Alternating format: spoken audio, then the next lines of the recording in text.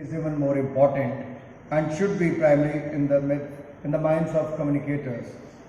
I'm happy to share that in the background of fake claims circulating in media during the COVID crisis, we established a fact-check unit in the Press Information Bureau of Government of India to counter unverified claims and present truth to the people. Doordarshan and All India Radio have also institutionalized their own mechanisms to check facts before going to masses. You would agree with me that for responsible media organizations, maintaining public trust should be the highest guiding principle. Our public broadcasters, Doordarshan and All India Radio, have always stood by the truth and have won people's trust for their truthful reporting. Coming to today's theme, media's role during a time of crisis becomes very critical as it directly concerns saving lives. Thanks to the new technologies and the resolve of the Government of India, disaster management services have significantly improved in the last few years. Media is at the core of national disaster management plans as dissemination of timely information on weather forecasts and warnings regarding cyclones, floods are critical in averting and preparing citizens for foreseen events. Doordarshan and All India Radio led from the front in such situations by informing people about the safety measures and relief operations of the government. Media needs to report with responsibility in the cases of earthquake, fire and more importantly, terrorist attacks. Media must ensure that any live reporting in case of terrorist attack should not provide clues to the attackers and facilitate their ill motives. COVID crisis has been the time of testing for all of us. Across the globe, we have not only faced such a crisis in the last 100 years, with 5 people confined to their homes, and due to lockdowns, it was media which connected them with the outside world. In such situations, providing right and timely information becomes media's responsibility. Again, the public broadcasters, Doordarshan and All India Radio, very satisfactorily delivered on their mandate of public service and stood strong with the people during the time of pandemic. Even the other Indian broadcasters and Indian media in general ensured that COVID-19 awareness messages, important government guidelines, and free online consultations with doctors reached everyone in every nook and corner of this country. Doordarshan launched a phone-in program, Doctors Speak, providing free consultations to people while answering their queries by the best of the doctors on panel.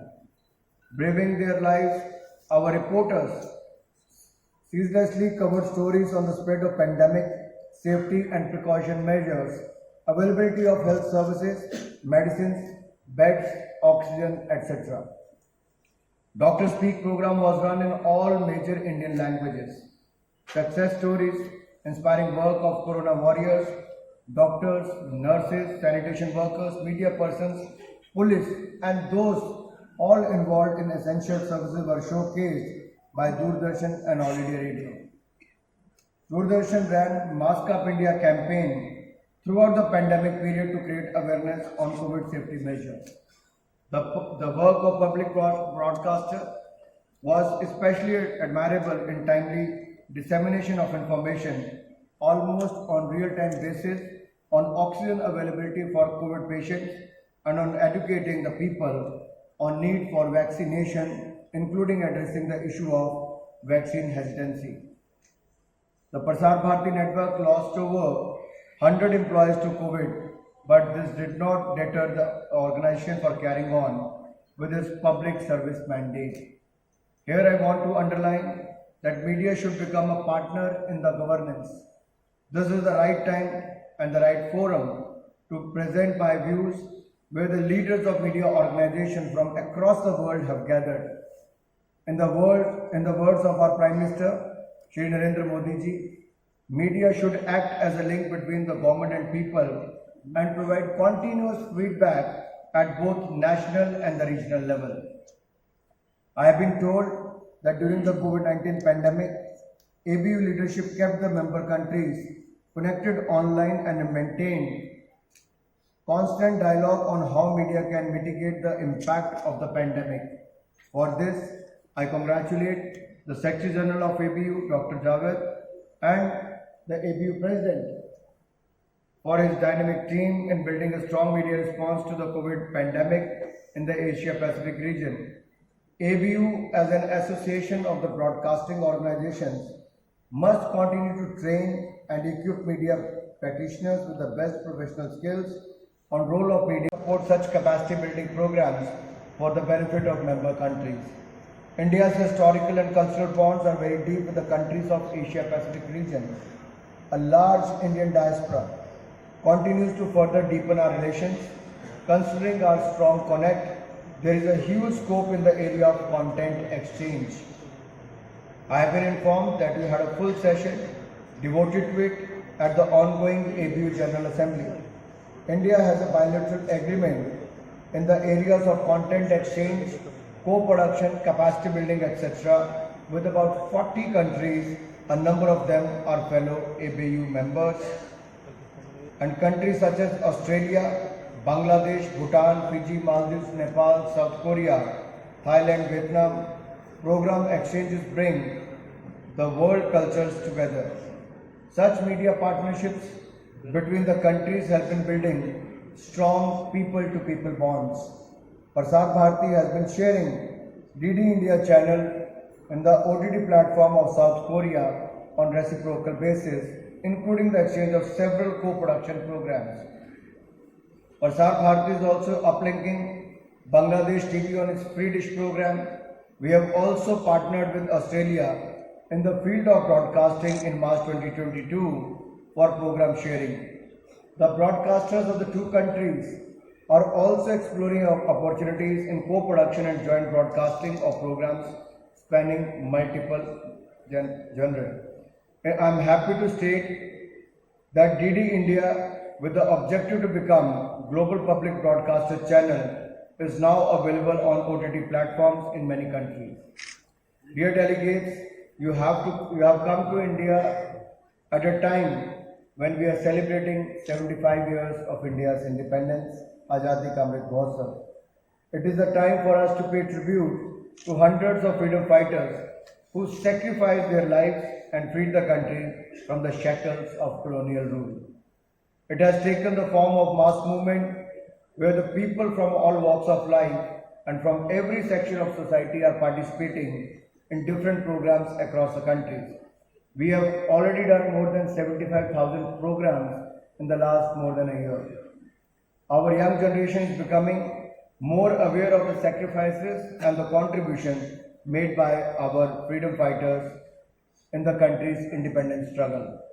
The inspiration they draw from the stories of the freedom fighters is the real connection with the past.